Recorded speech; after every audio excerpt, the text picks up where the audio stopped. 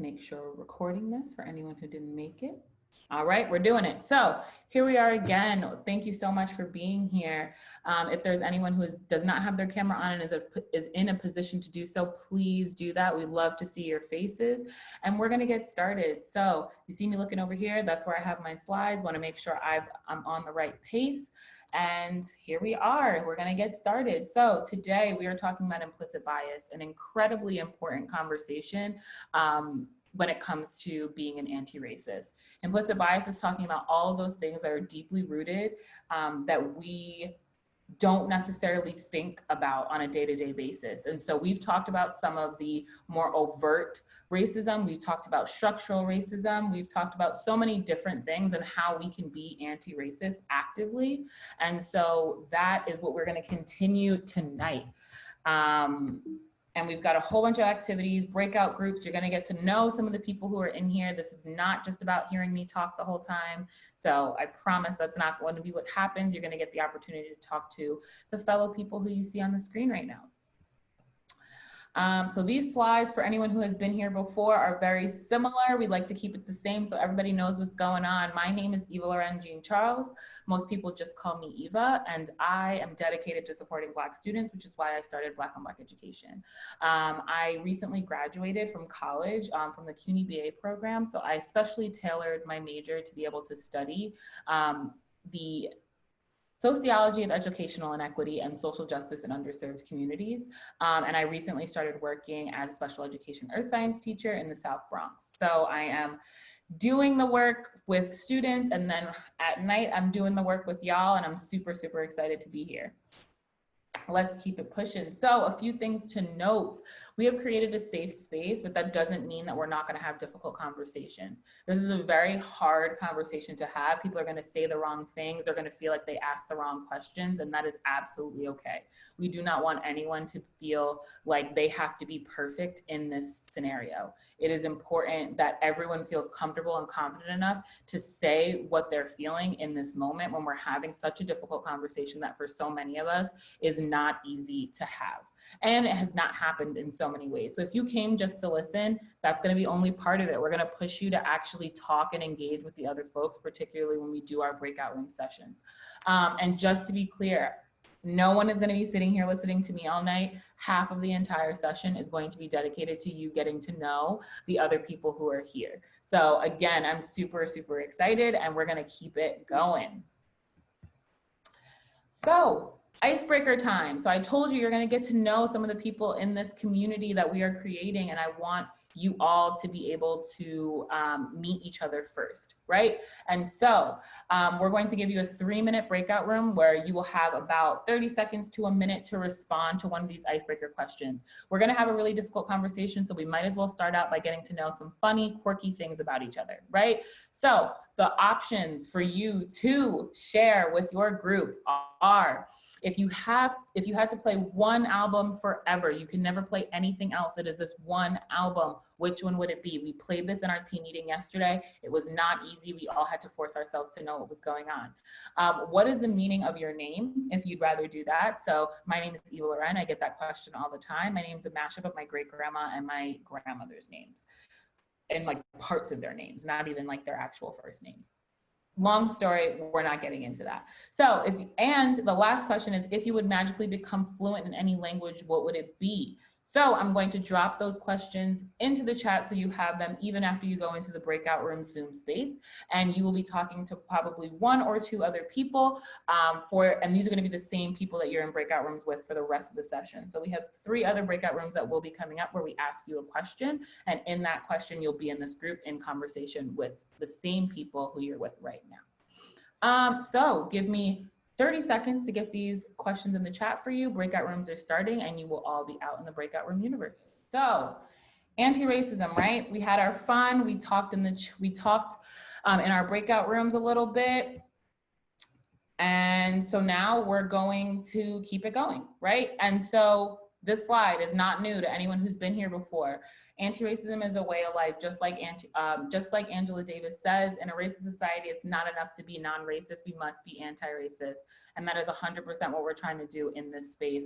We're trying to actively fight against 400 plus years of oppression. And so what that means is that it's not gonna happen in a day. It's not gonna happen with a social media campaign. It's gonna happen when in our systems, in our jobs, in our schools, we are actively seeing racism when it happens and saying, no, we're not gonna handle that today. So what is it? What does this word mean? There are a million different definitions, but the one that we have consistently been using is this one. An anti-racist is defined as the work of actively opposing racism by advocating for changes in political, economic, and social life. So we are not just asking that we be nice to Black people. We're not just asking that we don't racially profile Black people when they walk down the street. We're asking that our political life, so making sure that every person has the right to vote and there aren't things that are happening within our systems that are disproportionately affecting certain populations of people and their ability to go to the polls.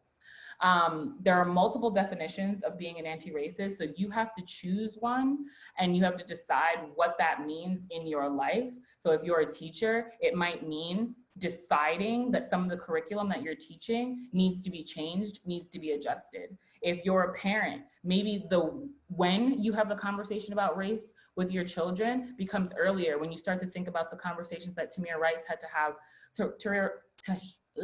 Tamir Rice's mother had to have with him, or Trayvon Martin's, or all the other Black parents who had to have a conversation about race with their child long before that they might have been quote unquote ready for it. And so if you're a person who's not a person of color and you're thinking about, okay, how do I make these changes in my life? It might just start with the people that you live with, the people who are at home, the people who are closest to you. And so now we're gonna get into exactly what it is that we're talking about tonight. We're talking about implicit bias. And so implicit bias is internalized beliefs that you may not know that you even have. They occur on an unconscious level. They're underneath the surface of what we're consciously thinking about every day. So we might walk around in this world and say, I absolutely love all people. Like, we hear it all the time, all lives matter. That is what we see around us, right? Everyone is saying that. I love everyone. I don't see color. All of those sorts of things. Am I saying that those are negative? No, I'm saying that sometimes we're ignoring what they mean fully. Because if all lives matter, then nobody would be in the streets yelling that Black lives do. And so they're pervasive. They matter in everything that we do because it's unconscious. So when we have an unconscious belief about something, it affects the way that we do everything without even realizing that we do. So it's, do I clutch my purse a little bit more when a person of color gets into the elevator? Or do I cross the street when I see a person, a large Black man? Things like that. So these implicit associations, they do not necessarily align with our declared beliefs. So we might declare that all lives matter, but then we unconsciously believe something that undermines that belief. And then implicit bias can predict our behavior in the real world. So if I have an unconscious belief about children, I have an unconscious belief that all children are bad, no children ever listen. When I see a child doing something that lives into that, one, it's either gonna affirm the bias that I already have. So if I see a child in the supermarket screaming and yelling, won't listen to his parents, it's going to affirm for me that children are terrible, they don't listen, right? Or when I see a child who is perfect little angel, doing exactly what his parents tell them to do, exactly what their parents tell them to do, I'm going to say, well, they're an exception to the rule. So you see how the implicit bias comes out because I'm still saying that all children are this, there can just be exceptions. And I think that everybody here can easily see how we have that same conversation with race. And so how does implicit bias hurt people? How does it manifest in real life? So let's start with the stereotype threat, right? So it's the risk of reaffirming negative stereotypes about an individual's race, ethnic identity, their gender, or their cultural group, right? And so that's exactly what I just described, right? if we have a stereotype about a specific group of people, that threat is the idea that we are consistently seeing that in the way that we interpret media, in the way that we interpret information that comes to us. So in real life, how does this work? So this is Black on Black education, right? I'm a teacher. We're always talking about what's going on in the classroom. So the relationship between a Black and white teacher. Now, are we saying that every time there's a relationship between a white teacher and a Black student that it's going to be negative? Absolutely not. One of my teachers from high school that I still talk to very often is a white man. We had a great relationship, but this is sometimes what happens in school buildings. So let's say we have a student and the student is failing to perform as well as their white counterparts. The teacher might say that that's an issue with the student. That is solely and completely the student's fault for why the student isn't performing well. Now, could it be that the student doesn't understand the content very well? Absolutely. Could it be that the student isn't applying themselves in that class? Absolutely. But could it also be that the white teacher has not thought about the ways that they could implement that child's experience into the curriculum, therefore the child feels erased or unseen? That is also a very valuable way to say why that student might not be doing well. And so the explanation is often less totally about one side or the other, and it's about the nuance that's in between. And so a statistic, Black students with a white teacher have a probability of half of the probability of a Black student with a Black teacher to be admitted into the honors program. So we're thinking about if it is a teacher's decision on whether a child will end up in the honors program or not, if that teacher does not unpack their implicit bias, now what does that do for that child? If their implicit bias is that students of color are automatically not as smart as their white counterparts, well, now that teacher is taking away an opportunity of a student without even thinking twice about why they did it, because it's implicit. It is something that's underneath. It is that iceberg image that we see all the time where we can only see the top of the iceberg, but there's so much underneath there. That's our unconscious beliefs. And that really does affect so much of how we operate in the world. Let's think about the healthcare system, right? So racial and ethnic minorities and women are subject to less accurate diagnoses. It's less likely that their treatment options are going to be the same. Less pain management, worse clinical outcomes. So there is research on these things that we know that doctors and lawyers and teachers are not checking their bias, and it is affecting the people that they're supposed to serve. And that is when racism manifests in a structural sense. What is another part of that? Microaggression. So it's a word that is very easy to kind of throw around because it's not tangible. I can't like pull up something right now and say, "Whoop, that's what a microaggression is." So it becomes sometimes difficult to unpack what it is. So let's look at the image first. We have a racial minority, a person of color in the middle, and people are asking them things or talking and saying things to you. Don't act like a normal Black person. Well, what is a normal Black person? Because I don't know what that is. So that is a bias around what we believe that Black people are. And when someone steps out of that, it's an exception to that rule. What do your people think about that? Your people, right? One Black person cannot speak for the totality of all Black people, right? And so when you ask someone a question like that, you're having a monolithic view of a particular group of people. Your name is too hard to pronounce. Can I call you Mary? Do you know how important it is for someone to have, like, what it means to have a name? I love my name. My name is Eva Loren. Half the time I don't even tell people my full name because they just decide that it's something else. So I just go with Eva because it's a lot easier for me. And it's a lot easier for other people. But not everyone even has that option. And so if someone tells you their name, yes, it might be difficult for you to pronounce it originally, but just the way we would practice anything else, if it means that much to you, you would practice it for them as well. So these microaggressions, they're things that say that having a name like Michael is better than having a name like, I can't even think of one. Eva Loren, here, we'll use mine. That is just better because I can say that, I can read it off the paper, I've seen it before, that's good, and yours is just complicated and it's making me do more mental work. But my name is just as important as anyone else's name. And so we don't want to mix those things up as if it's unimportant because it's difficult for us, because it's difficult for someone to, my name is Eva Loren. I know how to say it. I've known how to say it since I was 2. And so it's just like the super easiest thing. I don't even know how to break it up into syllables to make it like more digestible so people say it right every time.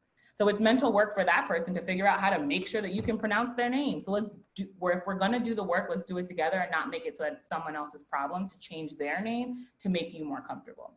And so microaggressions are indirect and or subtle discrimination. They're everyday small little slights, right? And so if you ever wanted to kind of think about in an abstract way, microaggressions, Claudia Rankine has an incredible book. It's a book of poetry and it's called Citizen. I have literally 2 copies because I love the book so much. I've read it so many times. It is, every time you read it, you see something different, you feel something different. She also has some video recordings of her saying it with some videos that are attached to it that make it a little bit less abstract. But I definitely would say that is absolutely something that someone who wants to understand more about what a microaggression is, that book does a really, really great job of explaining it, particularly for those who like poetry and things like that. And so sometimes they appear in compliments or jokes like, what's my favorite one? Oh, like when I straighten my hair and they're like, I had no idea your hair was that long. I had not a clue. When you curl your hair, like anyone, like any human, like anyone who curls their hair, it shrinks. Crazy. So it's just like the small things, or, oh my gosh, you're so pretty for a Black girl. Excuse me, what? Because you don't hear yourself inadvertently saying that usually Black women aren't pretty. And so it's just these small things that people get used to saying and don't think twice about that come up as microaggressions and that are fed by our implicit bias. Stereotype.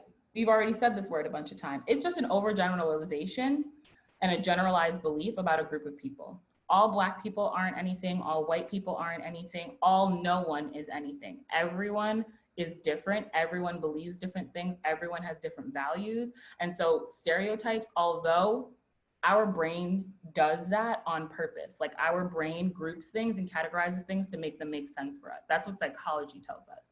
So stereotypes are something that we use as humans to make things make sense. We have to push past that because we know that everything is more complex than that. Socialization. This is a huge one and one that we're going to spend a lot of time talking about tonight. It's the process of learning to behave in a way that is acceptable to society. We live in a society that tells us that having too many emotions makes you hysterical. But there are other people's societies where that is not the case. We're socialized to believe that we're supposed to cry at funerals. So then when you get invited to a West African funeral and they're dancing and they're laughing and they're like having an incredible time, you're confused because your society and your culture tells you that we should cry at funerals. We should wear Black and we should stand and sit and everyone should pay their respects and then you leave. But other cultures have been socialized to do things and to believe things differently. And so when we start to accept that our way of socialization is not the same as others, we have a way better rapport with other people. And so we sent you in an email, identify your implicit bias. This test is not perfect and we're not going to do it tonight because I don't think it's perfect and I don't think that it defines whether you have a ton of implicit bias or you have a little bit of implicit bias, because regardless of how much you have, it's still something that you have to mitigate and that you have to work actively to address. So, but it is something that helps you figure out, okay, this is where I'm at and this is how I think without me even knowing it. Again, not a perfect test.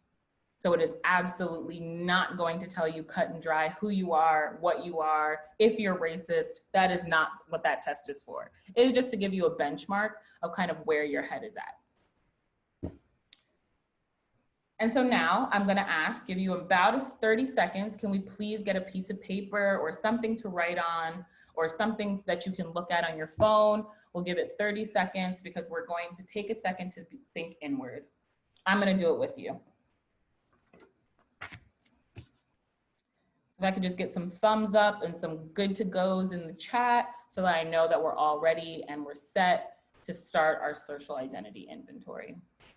Got some thumbs up, beautiful, beautiful. I'll give it 10 more seconds. Awesome.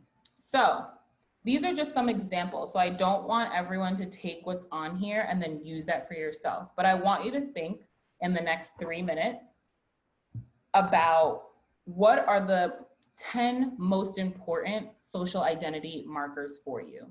So for me, it's the fact that I'm Black, I'm a woman, I have a bachelor's degree, I am not religious, I am a cisgender woman. And so those are just some of mine, and I want you to think of some for you. What are the top 10 identity markers that are important to you? I would probably put in top 10 that I love Disney. It's an identifier for me. I love everything Disney. It's my favorite place in the whole world. So just 10 things that help you identify yourself. I'm gonna give you 2 minutes for that.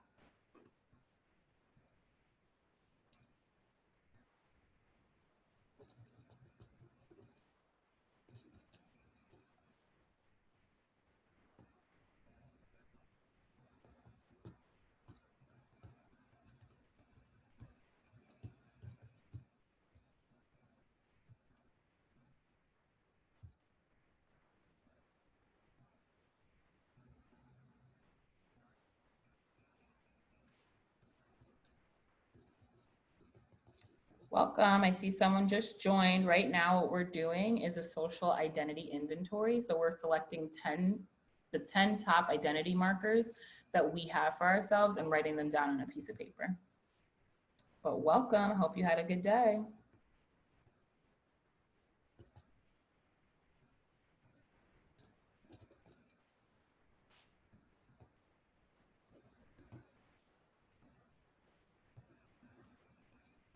All right, got my 10.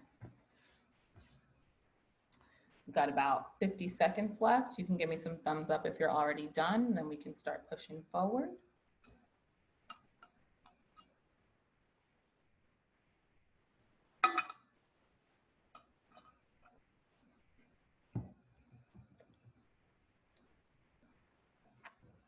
Just for reference, we have 30 seconds left.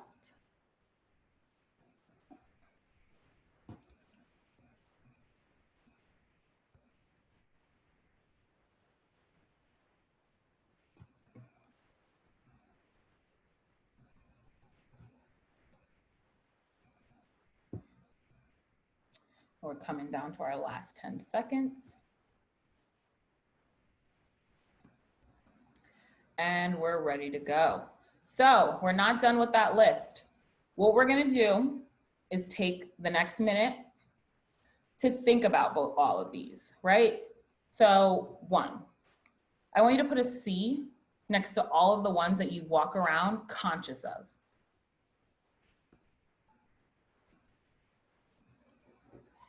So which ones are you conscious of?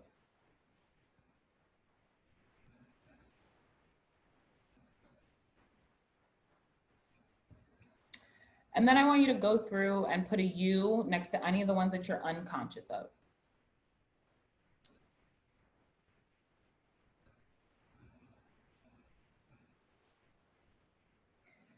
And then I want you to put a P next to all the ones that have the greatest effect on how you think that other people see you, whether that's positive or negative.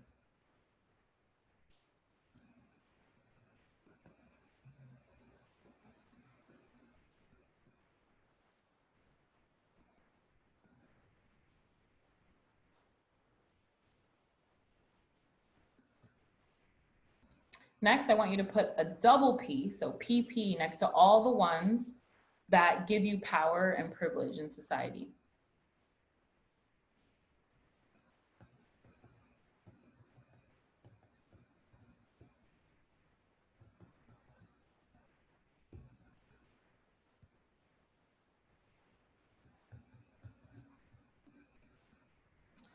And then M, what are your earliest memories? Which ones do you remember thinking of and learning about the earliest in your life? Put an M next to all of those.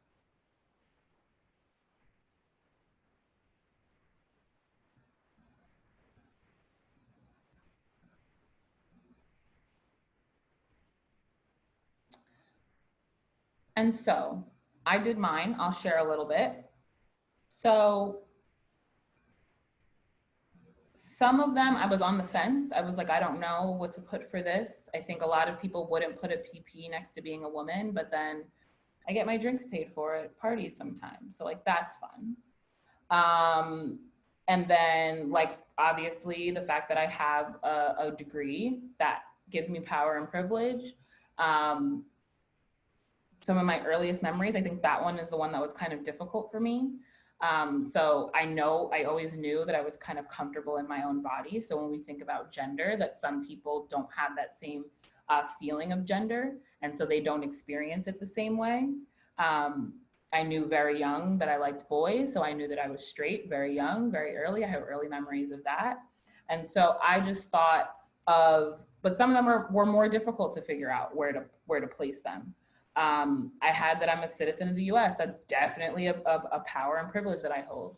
And so I just want to take a second, if anyone has any feelings about the inventory that we just did. I know that the first time that I did it, I was like, oh, this was a great way of me like thinking about some of these things that I never think about. But if anybody else wants to share how it made them feel, we'll take 2 people to share. And I'm a teacher, so I'm really good at the weight thing, just letting you know.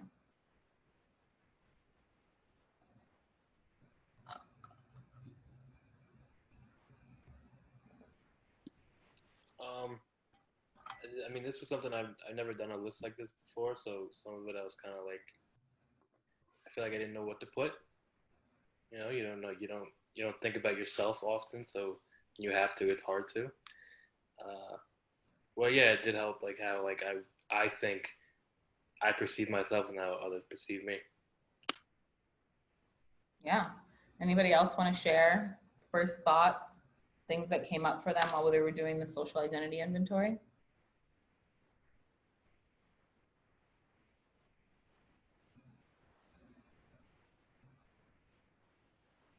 All right, we'll keep it going.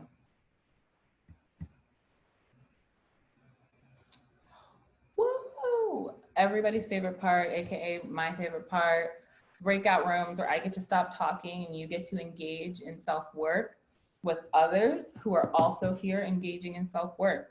So we will now break up into small teams to discuss the matter at hand. So we're going to talk about implicit bias, and we have some conversation starters on the next couple of slides.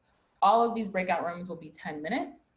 And it's an honest conversation. So it's be open, it's be honest, it's share with folks kind of what made you come here and what is the work that you wanted to do while you were here. And we want to make sure that, again, we've been able to keep a super safe space, a tight knit group of incredible people over the last, we started this in June? So over the last couple of months. And I'm so grateful for that. So let's make sure that we're continuing to be respectful toward one another and an opening and an exchange of dialogue. And so breakout room 1, what are we going to talk about? We're going to talk about how does bias presently show up in our lives. So we're getting right into the nitty gritty. We already did the breakout room where y'all got the opportunity to be fun and laughing and all of that. Now we're getting to the real stuff. So how does bias show up in your life? At work, at school, with family? Where is bias coming from? I know for myself, I carry biases. I know for myself, sometimes it pops up when I'm in the classroom and I decide which student I'm going to be harder on than the other. And I know that I have to curb that every time. And so I'm going to send you into breakout rooms. That's going to be popping up soon. I am going to make sure that this question gets put in that green bar that comes up again. I'll send it in a few times so that everybody remembers what we're talking about. And if there are not any questions, then I'm going to hit breakout room button in just a second.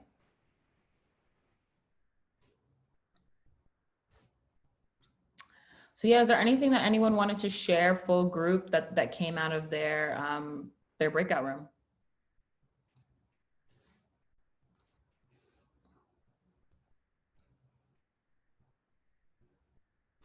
If nobody's going to share, I'll share. I think I was just saying that I think there are some biases that I have that I've been unaware of for a long time. And so the fact that we're actually having these conversations and just getting more comfortable with being able to be open about those things and confront them and work through them is so important. One of the things that I was sharing is that I work a lot with homeless and underserved population. That's the organization that I work for, and teaching people not to think about homeless people as just people on drugs and drinking, and they made huge mistakes, and they're just like everyone else, and any of us could be homeless at any time. But still, I still struggle with seeing them as like, okay, that's just another person. They could be my neighbor. And I know the stories of people who have fallen into it. So not associating them with all of those things is really difficult, but it's an education process that we try to educate the community on. And so I also have to like work through it myself. So.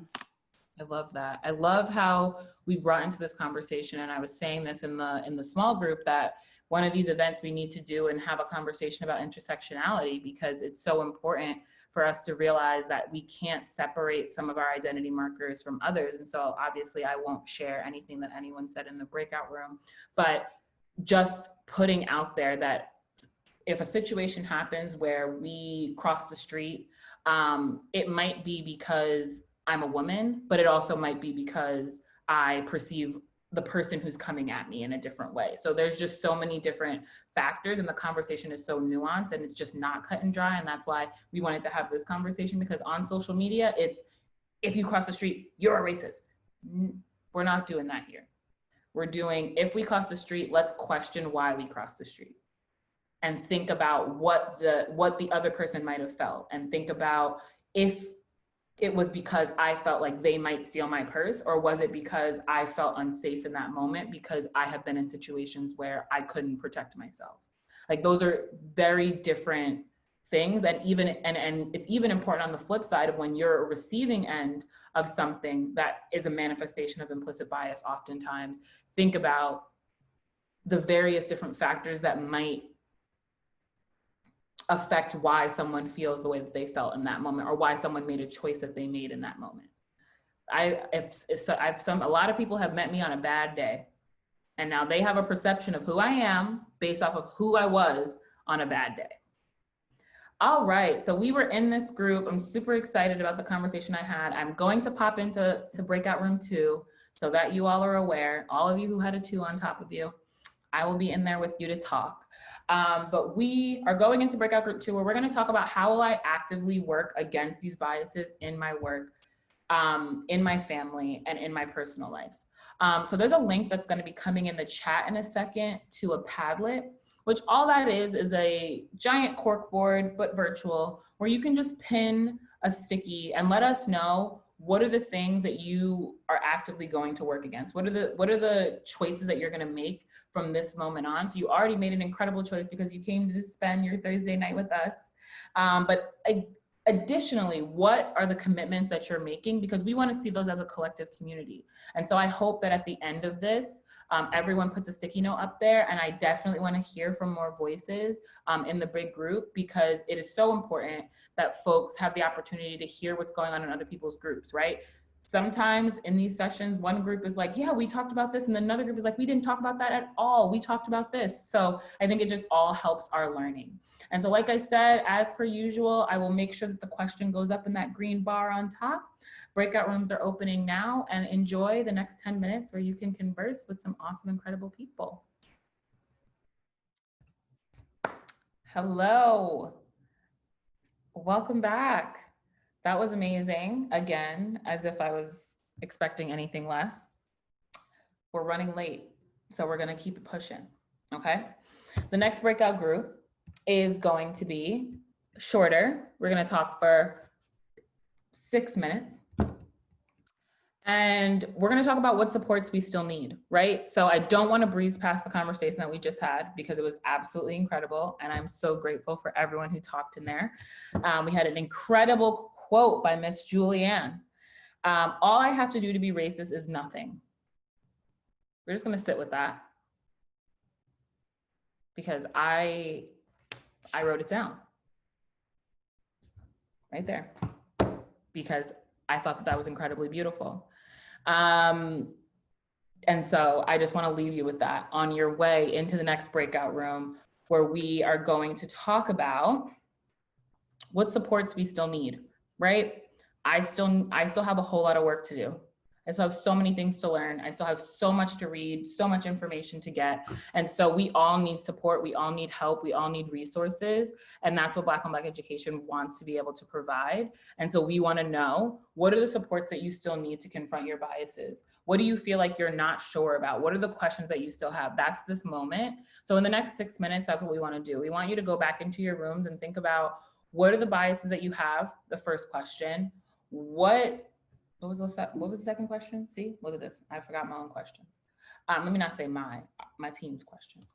How will I actively work against these biases? So how will and how have I been doing that? But what do I still need help with? What am I still not sure about? That's what we're talking about now. And I think that this is going to be where we can share tips with each other. We can think about things that we do in our lives and how other people can share in that anti-racist work. And so, yes, let's do it. I'm sending you to the breakout room. There's another Padlet. You can use it if you want. Thank you, Juliana, for sending me that. I'm super excited. And here we go. Breakout rooms are coming now. You're going back. You have 6 minutes. Tell us what you need. We want to provide it. Go. I'm coming to breakout room 3.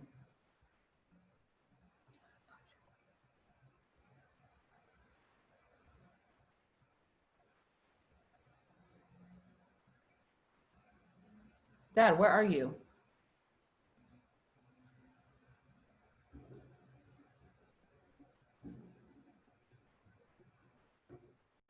Okay, do we have any more breakout rooms or did I miss everything?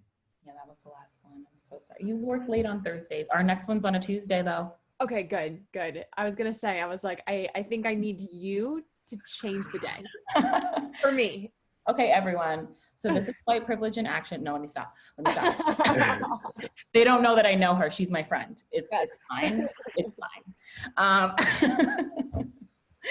So yes, I'm so happy that you're all back. Thank you so much for engaging in those conversations with me. I was so happy to be able to go into all the breakout rooms because sometimes I don't get the opportunity to do that.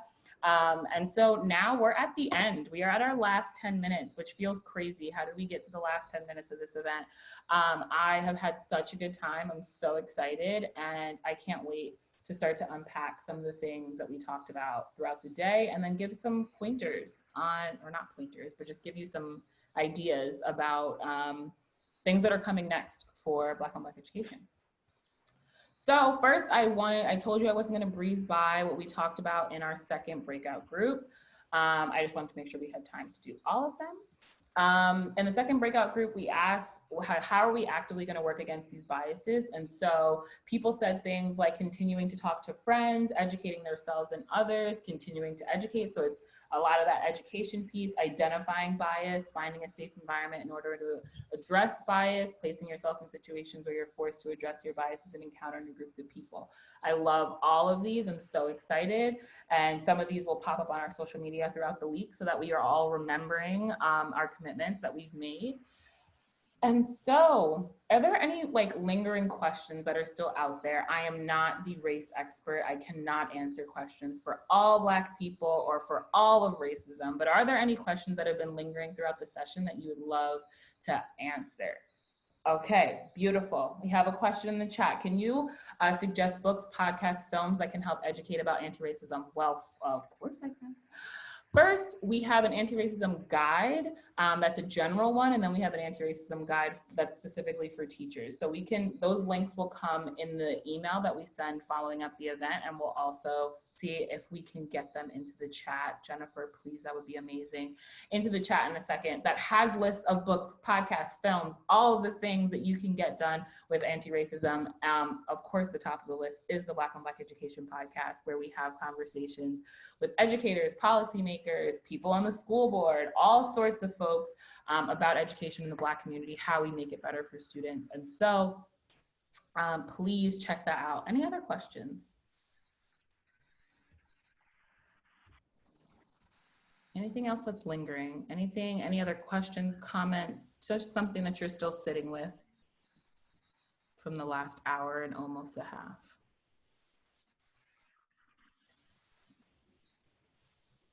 While folks are thinking about their questions, I just want to celebrate everybody. I thoroughly enjoyed our conversations, in our groups. For the folks that I did not get an opportunity to communicate with, I hope you guys will come back, and hopefully I'll get an opportunity to do so in the future. Stuart, you have an interesting, like you have work stuff going on in your mind, man. I would love to hear what's going on. So, I hope you come back and we get to chat it up next time. So thank you guys for showing up for us and for yourselves. Thank you. Yeah. So we'll keep thinking about the lingering questions. We do have a few more slides because we just want to let you know things that are still happening with Black on Black education.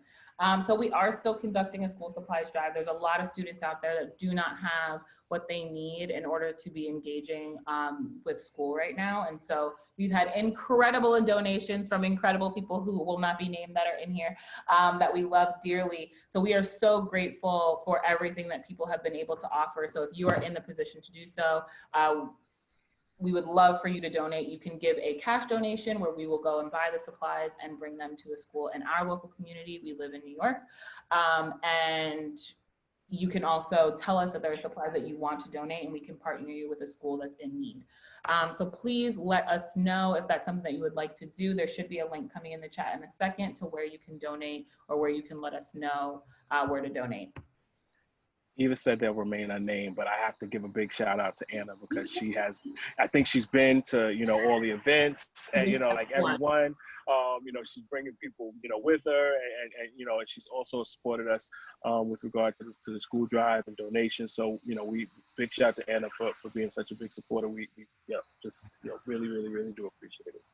Anna is like #1 Black on Black education fan. With her every meeting, somehow Anna comes up. Like, we love her. Black on Black education t-shirts. So we see JJ is in here rocking his. Jennifer is rocking hers. Like, if you don't have one, what's happening? What's going on? I don't fully understand. So if you go to www.blackonblackeducation.com, you can buy your own Black on Black education t-shirt and support the movement so that we can continue to put events like this on. So please, if you can, we would love for you to be rocking one of these just the way we are in those cute photos. And I think it's an interesting, I think talking point. And if ever, like if you buy, like JJ, so if you go out and somebody's like looking at you like, why do you have on a Black on Black education? You just call me like right then and there. You put me on speakerphone, and I will explain to whomever it is that's asking you that question exactly why you got the shirt on. It's more likely that I'll answer the phone, but whatever. Always throwing shots. Join us on October 27th. So we were having our meeting. We were preparing for this. We're preparing for the election coming up. I have my absentee ballot somewhere over here. Can't find it in the moment. But we knew that we couldn't let this month go by, let this moment go by, where we have what I would call the most important election of ever. I will not tell anybody who to vote for or what they need to vote with, but just know that we need people to go out and show the powers that be that our vote matters. Our vote will decide what is going to happen, and that's only going to happen if people go out and do their civic duty and vote. October 27th is also the last day to request an absentee ballot in the state of New York.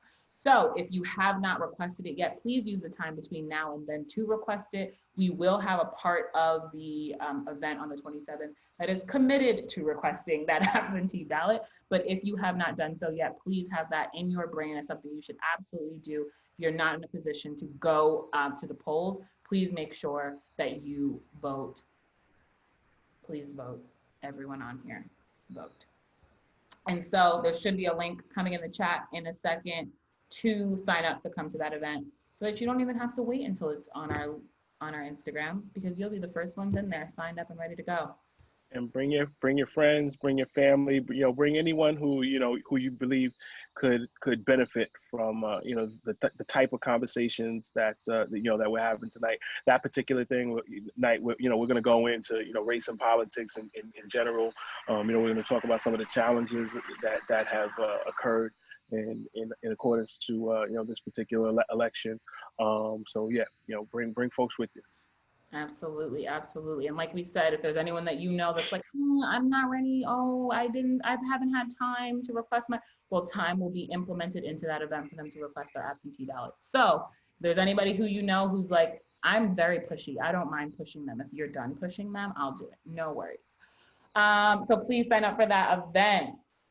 And then I want to thank the team. Not everyone is here, but I want to thank them, because this would not be possible without them. Like I said, I am a full-time teacher, and in the Zoomiverse, it is not the most fun thing to be doing. So it would not be without these folks right here. The beautiful slides that you just saw, that's Miss Julia. Jade is not here with us right now, but Jennifer is here, making sure those links get in the chat, making sure that if you have questions, I can see them and I'm aware of them. Dondre, our creative director of a course that is going to be coming out very soon for y'all. And obviously my father and co-founder of Black on Black Education, Jamal Thomas. Thank you all so much. And with the last 2 minutes, again, all I can say is reach out to me if you need anything, because this wasn't the thank you slide, even though I thought it was. But yes, if you need anything, if there are questions, comments, concerns about anything, please reach out to us there. You can reach out to me at eva@blackonblackeducation.com. Our Instagram and Twitter are the fastest ways to reach out to us. Just slide in our DMs. And last but not least, thank you from Black on Black Education. This has been an incredible spending of my time, and I will be on for a few seconds if there's any questions, anything that somebody still wants to talk out, you want to ask me anything, I'll be here for the next couple of minutes. But thank you, and thank yourselves for spending an hour and a half on a Thursday night when you could have been watching. I don't know what comes on Thursday nights, but you could have been doing that. And so you spent your time with us, you spent your time getting anti-racist, and I cannot do anything but thank you for it. Have a great night.